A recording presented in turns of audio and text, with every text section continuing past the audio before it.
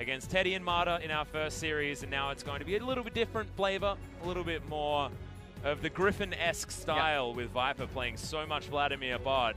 Root and Kellin going to try the Vladican on the bottom side, and we'll see how it works out. Yeah, and we'll take another quick look at the team compositions here.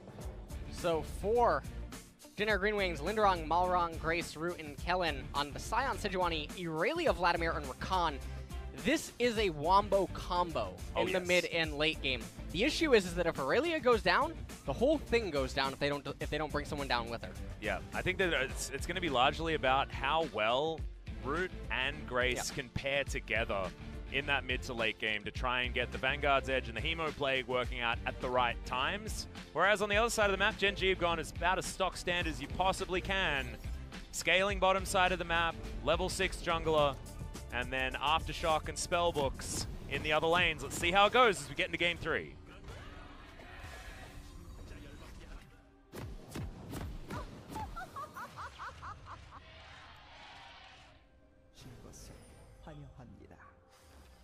Okay, here we are. Teams clash, but nothing funny level 1 apart from Root trading a transfusion with an Acathian Rain, which is something that he learnt is not a good idea. Phase Rush was the decision as well as we go down the Keystones. Pretty standard stuff elsewhere on the side of Jin Air, but the Phase Rush is the decision that Root has made. Of course, you've got so many different options that you can go for as the Vladimir, but this is the more speedy variety and the one that we've been seeing more often recently.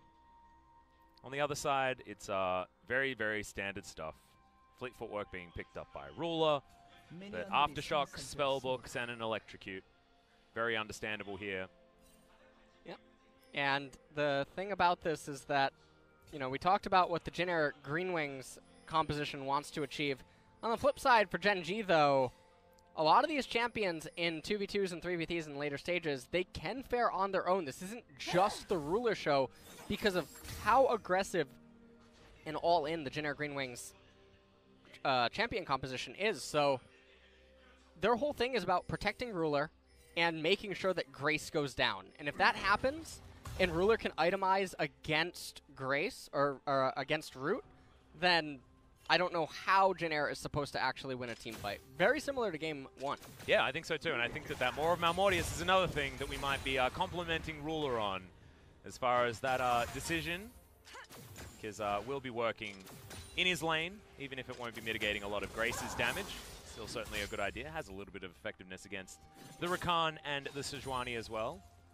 Fly able to get the shove on in this lane, and that's what we've experienced with a lot of these Lissandra Urgot type games. It means that you can get some wave control and some priority in the earlier stages, and then transition that later into Teamfight Wombo.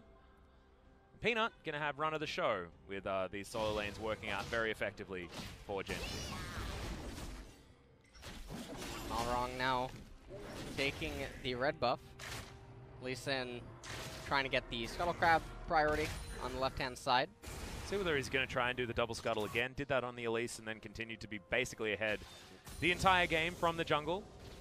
Losing the game wasn't about Peanut's performance on the Elise. I've always liked his Elise, but not being able to set up with his team for those picks is really what brought them down. That's a team decision, not a Peanut decision. I really like what's happening. We saw the question mark ping by Malrang on his own Gromp, probably indicating that because of the way that top lane was being played out, that Lee Sin could have maybe gone Scuttle Crab into Gromp and looking for a top gank, but instead, Peanut coming on find over. Malrang. Peanut does not have Smite. Just watches it go down as the blue buff is going to be started now.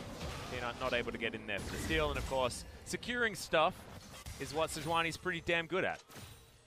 And I thought navigating a lane is something that Vladimir's good at, but Root showing us that it can be quite difficult here into the Gragas Kai'Sa. Yeah.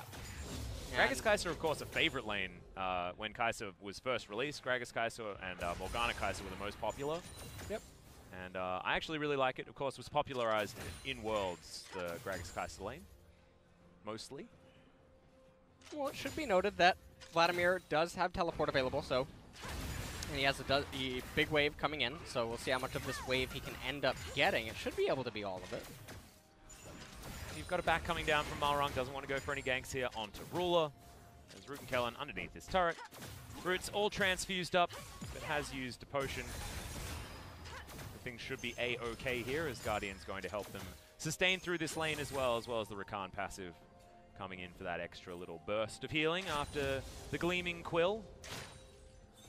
Roach pushing forward, and these lanes are doing what they say on the box, which is we can push, we can control waves, and we can get our junglers priority. But Roach now, with vision here up towards the top side. Malrang standing just out of it, and will finally show himself. Disdain going to be used to get out of the smash, and that means nothing doing for that gang top side. Sejuani did give away her location. I do believe that she was indeed visible, so everyone knows, okay, she has 24 CS, so we know what camps of hers are still up, where she's going. Everyone on Gen.G knows where she is now for the next 2 minutes. Well, Peanut, we'll see what he actually does about this information that he's got into his head. Right now, not with the experience leads that he's been showing us that he can pick up pretty consistently against Malrang in the first 2 games. Level 5 before Malrang has hit his level 5, but otherwise nothing to write home about. And Roach is just having a party on the Crab God underneath this turret. As Lindarang comes in, this is what happens. I mean, you're going to win the lane if you're an Urgot with the right skin against a Scion with the wrong skin. You know? That's what I think anyway. Malrang clears out some more camps. Things continue to be relatively subdued in the early stage of the game. Surprise, surprise. Ocean Drake, first dragon of the game, no fun allowed anymore. Yeah. I am hoping that we get a 50-minute kill-less game. Is that what you're hoping for? That's my cup of tea. That's gonna solve your cold. That's gonna be your tonic. That's your remedy. All right, Fly gonna get stunned up here. Takes about half of his health bar. Aftershock gonna be helping Fly out. Does have the Frozen Tomb for himself. Grace had also just hit level 6, but did not want to be using that defensively. And I don't know what's going on with Fly, but not having a great couple of games here. Just caught in the wrong position. Life coming on over as well, as Ruler was getting a bit of an advantage. Peanut, I believe, stole away that Rift Scuttle. That is why it is over there, as Life going to come on in. Wants to find the body slam. A Cathian Rain helped out by the damage of the Gragas, and first blood to Gen.G. And it is on to the Gragas. So now, with Kellin not down here in bottom lane, I mean, he is almost level 6. He does have that pool available to him. Not too much pressure should happen. Roach actually doing a very good job in this lane. Yeah. He's up almost 20 CS, and he's up a level already. He's straight up bullying him. And after going from a Jace matchup into the Urgot matchup, which doesn't hard win the lane as hard as the Jace, very impressive. As Peanut and Life played that out very, very nicely. I like the Blast Cone used for special delivery Gragas. Just bullying the Rakan here for the first blood. Dragon Rage Kick available. Malrang hasn't quite hit his ultimate just yet. Another Glacial ultimate to come into this game. And, well, I mean, there was no real kill potential there in mid. No Lissandra ultimate. And even if they did, I mean, Grace has the cleanse available, so don't know what he was expecting to achieve there. And you look at the gold differential, it is about 1K in favor of Gen.G, and most of that is inside of Scion, and then, of course, the first blood kill and assists. Just think that they're not experimenting with a funny little pick comp and then not picking anyone. They've picked a very Gen.G composition. Yeah. They're picking a comp that plays itself. Yes, exactly. It is very, very simplistic. Can Lee Sin R? Can Lissandra R? Ruler, can you not die? Yep. And fortunately for them, Gen.G Green Wings chose a team composition that doesn't think. It just sort of goes, okay, well, we're all going to press our R key at the same time. Let's try to kill the Kai'Sa. And if they don't, it's going to pan out very much like game number 1. Yes, that's what I sort of feel. The Kai'Sa comp seems to be the one doing the winning in this particular matchup. You could imagine with both of these teams being very guilty of playing the game slowly, having that dirty S word that Papa Smithy talks about all the time in the scaling is something you would definitely choose to do. Life, we'll see how greedy he gets for this Demolish proc. We've seen certain supports be very guilty of that in the past. Definitely do want the plates. And here we go. This is exciting. Peanut getting that Ocean Drake. Oh, here we go. Yeah.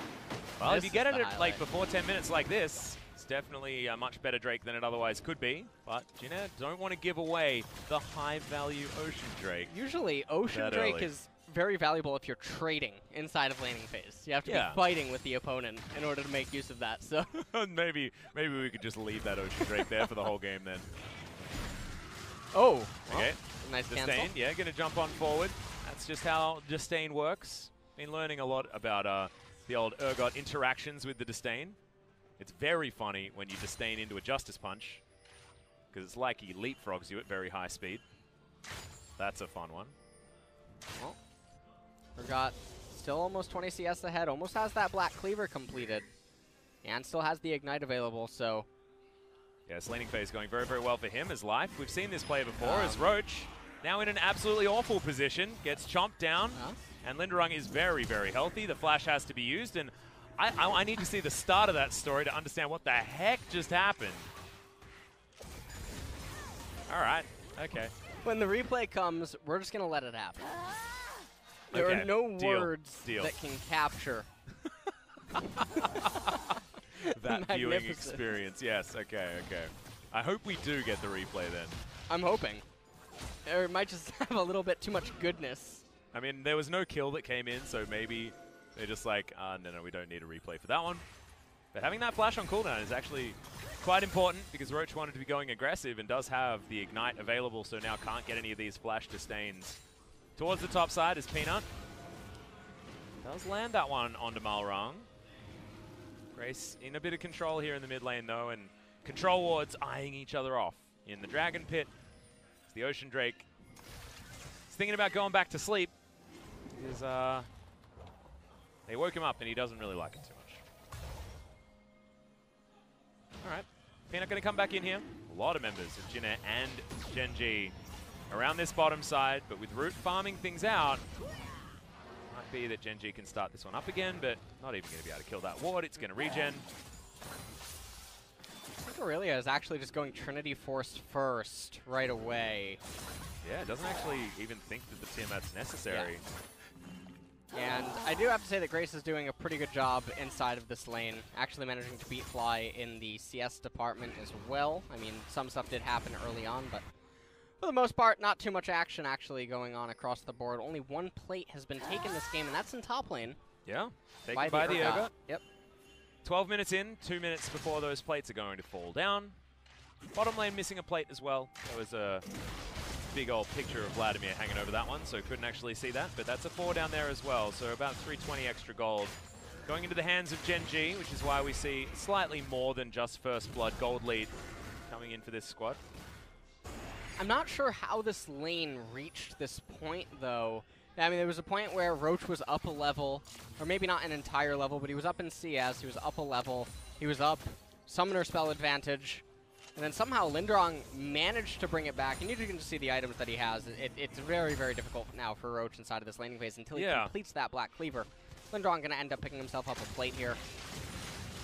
Most likely, unless this Purge is going to be able to get rid of these minions quickly enough, and it looks like that is the case. But the next visit should get there, unless in a minute's time the minion wave doesn't actually crash. See the Scion actually playing extraordinarily far up. The vision is right there for Roach as well. I don't know what went wrong. You're exactly right, Ella. Something did, and it was a catastrophe. And we have no information as to what it was and how it happened. Yeah. So the mystery of the top lane swing is a big problem. Okay, there's the combo onto Kellin. Almost one comboed, and Ruler just comes in with the Acathian Rain. Sometimes it rains, sometimes it pours, but that's 2 kills now. Over to Gen.G, and they're looking to try and also take down this turret. Some free plating going over to Gen.G. They're getting so much value, and we saw in the highlights leading up to the series, the Kai'Sa Gragas combo. Yeah. And we are seeing it here yet again. That's what you can do if you land all of your spells, and life makes it look easy on this Gragas. Malrang. Okay. He's just going to come on over. Doesn't have wards available to get them in that pit. But backs are going to come in. Ruler's got his first evolution. Going to grab his Berserker's Greaves and head towards that Supercharger evolution as well. Very close to getting there, and this Kai'Sa is going to be online much sooner than we otherwise would have expected, given the 1-0-1 nature of Ruler. Let's see this again. Life is just so good at Gragas. Take a look at this one last time. Well, Kellin kind of walked into it. Doesn't even matter. He tries to run to Vladimir, says, save me, but a little bit too late as Ruler. I don't know where I was going with that. I said Reger. I don't know. I was thinking about making a joke, and I'm like, but I actually just don't really understand where that was going. My brain is starting to malfunction. I think so. We need to get you out of here. It's okay. That's the last game. We're fine. As Root pushing out on this bottom side, I just want to see more of those combos from Life. His Gragas is real nice, but Jin Air going to be able to get this pesky Ocean Drake out of here. I think Gen.G are probably pretty happy about it. Finally, it's no longer something that we need to look at. Well. He's lying in wait. And the next... okay. The next Ocean is another. I like that you talk about rubber band camps, because I feel like we've got rubber band spectating a lot of the time as well. Rubber band is something that's quite effective as Ruler with the Cathy range. Just going to clear out this minion wave, and we're still waiting for Life to pull the trigger. Control Ward not going to be baiting as effectively here. They're not quite in threat range. Knight on cooldown for Life, but does have the flash. This is the longest laning phase I have ever remembered. Wow, yeah. Casting, actually. 15.5 minutes, and we're still just laning. I mean, mid and top, they're good to go. Oh, barrel comes down. We're going to get the flash out of Life as well as Root does have the pull, but can he get out of the way in time? Q lands, Peanut, the Lee Syndrome, not going to come in.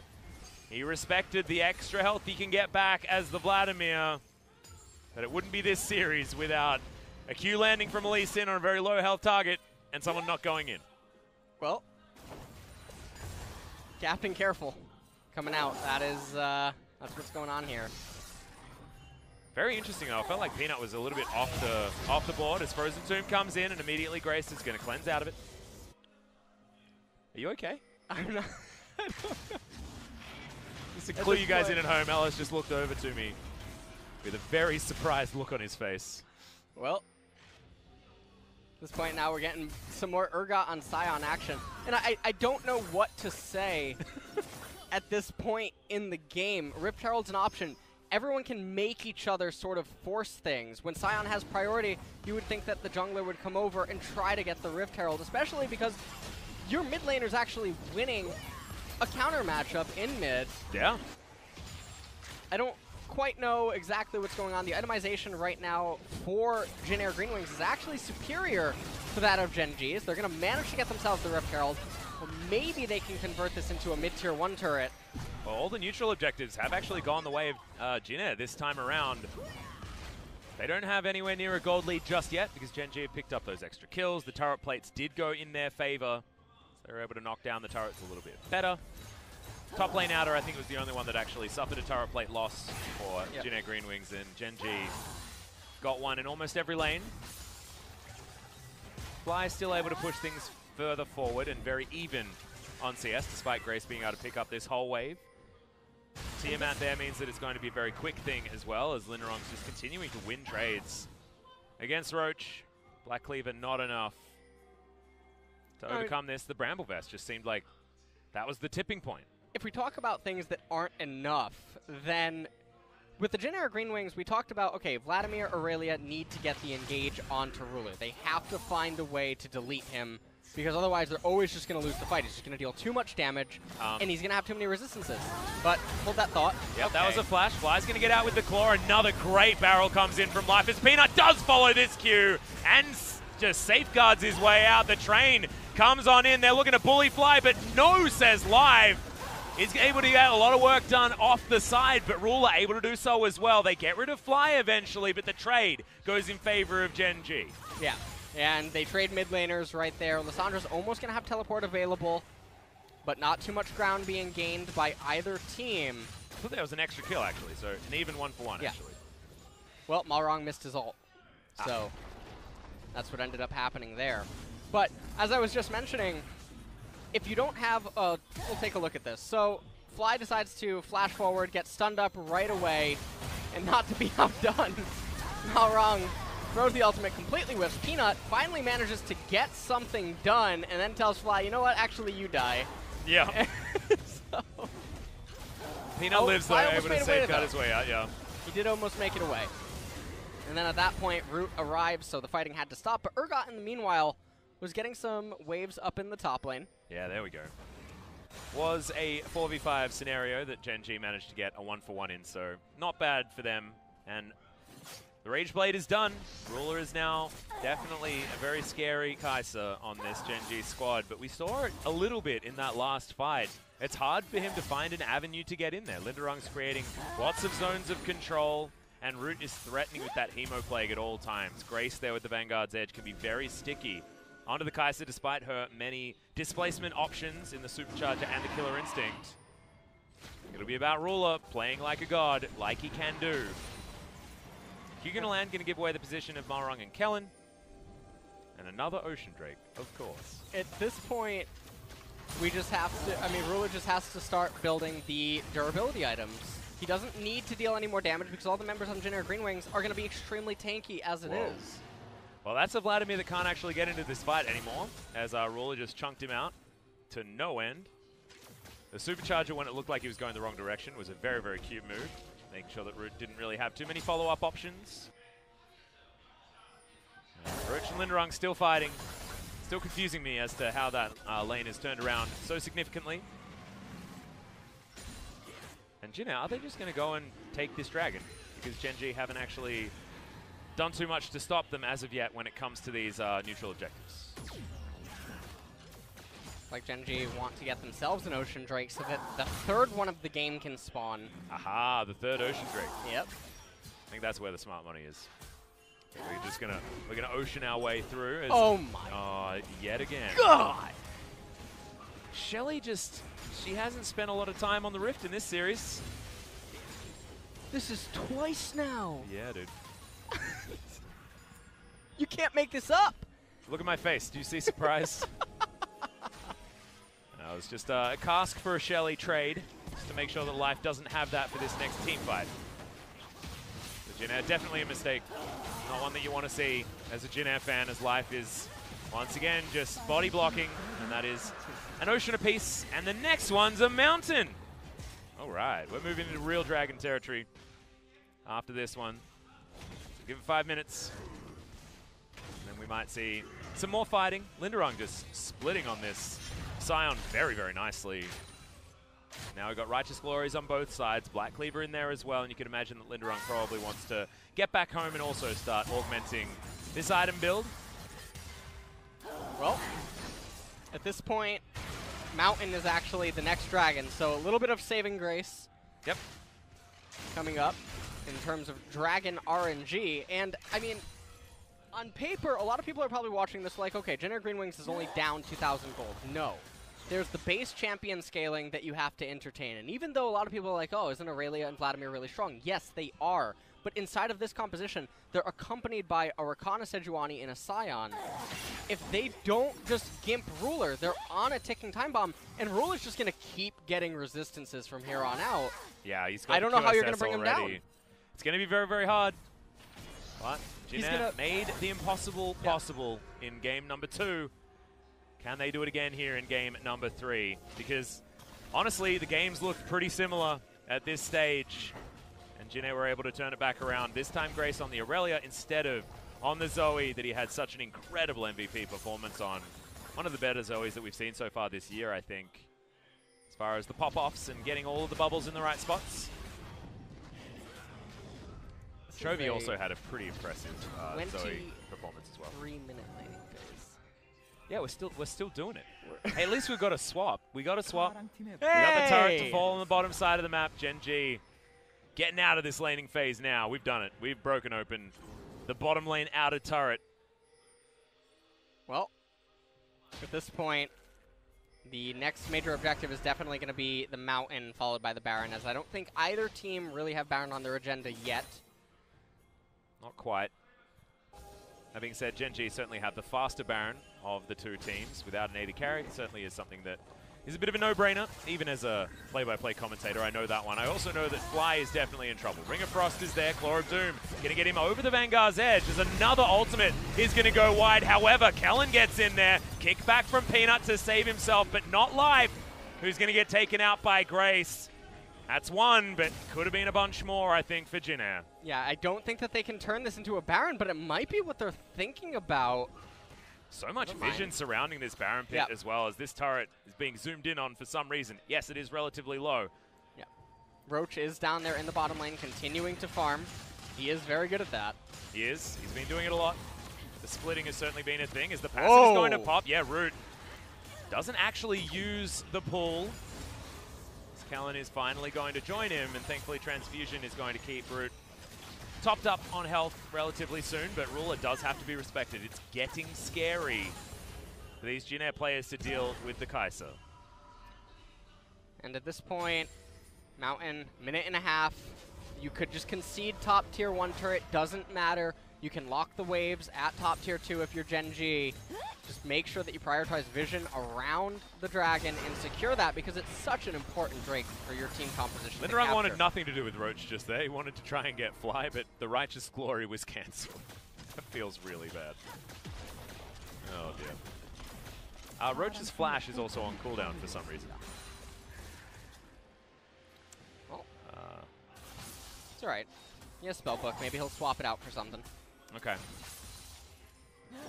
Slightly perplexed as to how that even happened, but I guess you just don't ask these questions sometimes. We've got another one of these games where 5 kills have happened and we've just got random bounties coming out. 600 for a 0-0-0 Urgot in a lane that I thought he was losing in, honestly. Not to be the case, especially after taking down a couple of turrets. The global gold going to be there for Gen.G to the tune of about 3,000. Why doesn't Aurelia have any bounty or Scion? I guess Grace died. This is actually one of the algorithms I don't totally understand.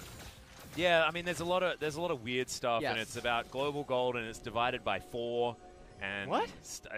There's a weird divided by 4 thing when there's 5 players in there for a reason that's actually very smart, but I don't really understand. Okay. Oh, the ultimate is going to land this time. Quickness comes down as well, but Life in there with a great ultimate, and Ruler's going to grab that first kill. It's a 1-for-1 so far as Fly gets out of there. That means that Jin Air will have more people here, but the Fear Beyond Death is going to land, and Roach just gets rid of the piggy. Roach in trouble though. Life and Ruler are still here, and Ruler just survives for too damn long and picks up 2 kills. And this is what you said. You don't kill Ruler, you don't win the game, and they definitely don't win this team fight. And Fly did an excellent job. He held Grace at bay on the right-hand side of the river for so long, and it didn't matter because by the time he got to the fight, Fly was then able to use his ultimate to lock up, I believe, Root is what he used it on.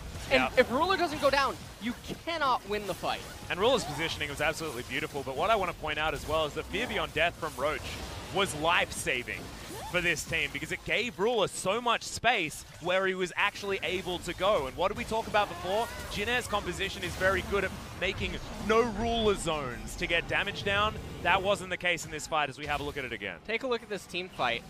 And, you know, the first ultimate that Malrang ends up hitting ends up being disastrous for his own team, as Kellin just gets completely lit up. Look at the bottom right-hand side. Grace wasting time on Fly, gets to the fight too late. Fear Beyond Death makes Grace turn around, can't go on to Ruler, and then from that point, you don't have any damage for him anymore. Yeah, that's the thing. Too many buttons pressed with Ruler with a full health bar and no one actually hitting him means that it's just all too easy to clean up. And it does take some finesse to actually fight this team composition from Gen.G, because you've got so many more issues being thrown at you, with Roach and Fly not being necessarily ignorable, and Peanut and Life can just throw people in so many different directions. Whoa! Flank gonna come in as Fly gets on top. They're starting another fight instantly as the Gragas grabs that first kill, and now Gen.G are trying to rout him, but this time they've managed to pick up the kill onto Ruler. That being said, it's exactly what we were talking about. If you allow everybody else to do what they want, they can still win these fights. Yes, and in the 2v2s and 3v3s, the other champions for Gen.G are more competent than the remaining members of Jin Air Green Wings if Aurelia is absent. Yeah, the Lee Sin can still deal damage. The Urgot can still deal damage. Lysandra, you can't kill her. And this is the thing, you know, they just put everything into trying to get Ruler, but Ruler had already done a lot of damage at the start of that fight. A lot of the damage had been done, and it meant that when Jin Air were throwing themselves at the Kai'Sa, Fly's in there with some damage. Roach is in there with some damage. Even Peanut's getting some work done in Life. We've been talking about him all day. 2-1-7. on the Gragas. Makes it look damn good. Let's have a look at this one again. The engage from Fly this time was really nice. And you can see Ruler in the top left. They managed to eventually get onto him, and he had Flash available. Gets locked up by Grace, and that's Grace's job in these fights. Yeah. Normally accompanied by a Vladimir ultimate and then trying to live after, because Aurelia is so crucial for the Gen Air Green Wings team composition. But I think that it's just too little too late. This is just like game number 1. Yeah, feels like it. Mountain Drake is going to go down. Rift Scuttler there as well, and Inhibitor dead in the mid lane. There's no longer a Baron on this map. Gen.G picked that one up very, very easily and then immediately started a new fight. See where they can go next, because this game is going to get to 10k gold territory very, very quickly. And there it is. The Scimitar just picked up for Ruler. Next item probably should just be a Guardian Angel. Just add salt to the wound. 2,000 gold ahead of Root right now. Yep. That is just insane. And yeah, the core item's done, like you were saying. Peanut protecting. This outer turret on the top side. This should just be the death push. And unfortunately, Urgot doesn't have Baron because in a weird turn of events, Gen.G was actually too quick to eat the Baron. Didn't want to wait the extra 3 seconds. God forbid that. Yeah, that's a whoopsie. So Roach missing out on the Baron buff, not able to tap the current mid-minion wave to accelerate it forward. Could get in there, but at the moment, trying to set up for the next 5v5 that Gen.G feel pretty confident about taking, no matter how Ruler fares in it. Seems to still be working out for them. Roach doing enough damage, and Fly, you can see, lying in wait, trying to get that perfect claw. Peanut could give them a bit of a delivery, as there's the engage, but it's actually Malrang that jumps in first and then gets booped back. Kellin dives into the back line, but who can actually follow up? And the answer is no one. Killer Instinct. Look at the AoE damage, the explosion that is the Gen Air Green Wings. And Gen.G will pick up the team fight in a landslide. Yeah, and that's going to be the game. Malrang, he's trying to run to the other base. I think he wants to join that team right about now, but yeah, there's a bunch of defecting going on, a lot of weird teleports happening as well, but at the moment, junglers chasing junglers. Lindarang trying to survive for as long as he possibly can, but 4 members should be enough to take down these Nexus turrets, and Gen.G, despite a loss in game number 2, will finally put a set victory on the board by taking down the Gen Air Green Wings, and it's all because of this man. It's all because of Ruler. Yeah. And if he doesn't get MVP, something is seriously wrong. Yeah. I mean, the only other player that I would even think about giving it to would be Life, but he didn't have enough of those moments to warrant it. Malrang? The Gen.G's MVP? I mean, the Rift Herald, the Mist Stars, those are pretty... Yeah, I don't know how Gen.G could have done it without There him. were definitely some doors hanging wide open in the Glacial Prison today. Let's just say that. However, it was a much cleaner performance in game number 3 for Gen.G, and watching them bounce back from a very difficult game 2 and have the mentality to keep it all together, still playing very slow League of Legends, of course, but it was methodical. It was what they needed to do. It was the comp they knew how to play. And they made it look pretty good here against the Gen Air Green Wings, but I mean, these are the 2 bottom teams in the LCK, and they're going to have a better performance as we move into week 3. A couple of days off, but their competition is only going to get steeper from this point on. Well, I mean, Gen.G, game 1 and game 3 were very nearly identical. They were very simple team compositions that also, fortunately for them, the opponent drafted very, very poorly into. Yeah, I mean, I feel like this game 3 draft felt a little bit better than game 1. It felt like there were things that it could do to get them a win, but I completely agree with you that it just wasn't good enough on paper at the beginning. And the Vladimir bottom lane, I didn't see anything to make Root even worth talking about in that series. There were no Hemo Plagues, there were no flanks. It takes a certain player to be able to pick up the Vladimir and make it look as busted as Noggery and Viper have been able to do in the past. And just wasn't really something that Root was able to get done, as Malrang, you can see, not exactly looking super psyched now, wondering what the heck they can do.